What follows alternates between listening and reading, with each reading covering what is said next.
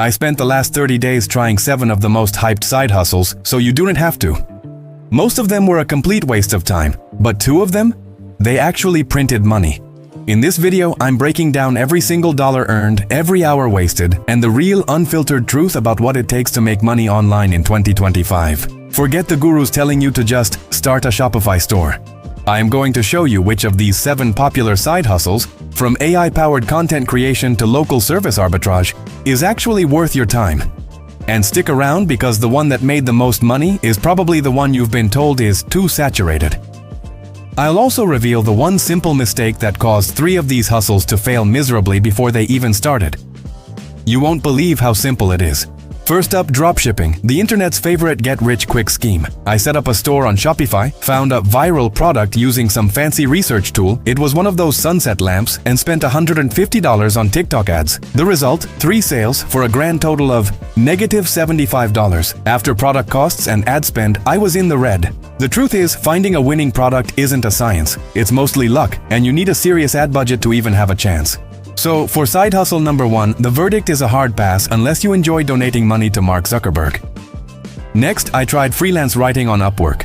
The goal was simple: write blog posts for other businesses. I spent 2 days crafting the perfect profile and sending out 20 proposals. I got 3 replies.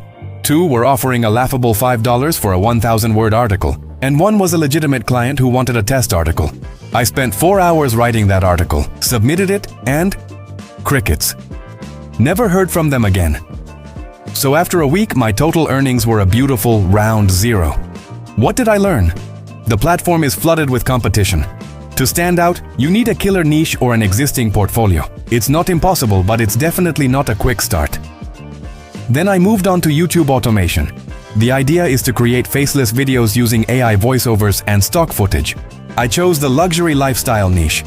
I used AI to write the script, an AI voice generator, and found clips on a stock footage site. Making one 10-minute video took me about 6 hours. The result? 42 views and 0 cents. The problem?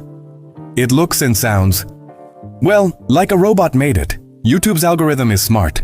It prioritizes human connection. These faceless, soulless channels rarely break through the noise anymore. Another one for the don't bother pile.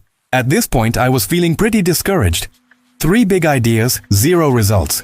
So I decided to pivot to something more grounded. Hey, real quick, if you're getting any value out of seeing me fail so you don't have to, do me a favor and hit that like and subscribe button. I'm putting all these strategies to the test, and your support helps me keep making these no-fluff guides for you. Alright, let's get back to it. Side hustle number 4, local service arbitrage. This one sounds complicated, but it's simple. I posted an ad on a local Facebook group offering professional power washing. I don't own a power washer. When someone replied asking for a quote, I found a local guy who actually does power washing, got his price, added a 30% markup, and sent that quote to the customer. They accepted. The pro did the work, I got paid, and then I paid the pro.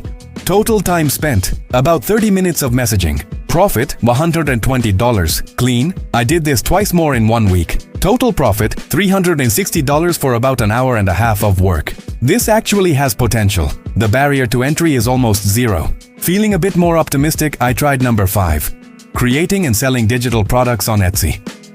I'm no graphic designer, so I used Canva to create a set of minimalist wedding invitation templates. It took a full day to design a pack of 10 templates, mock them up, and list them on Etsy. And then I waited. A week went by, nothing. Then a sale came in for $12. Then another.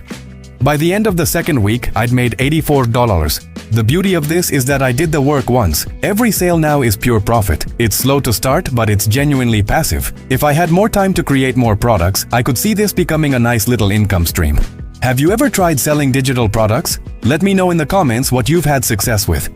Okay, side hustle number 6, and this one might surprise you. Content repurposing for other creators.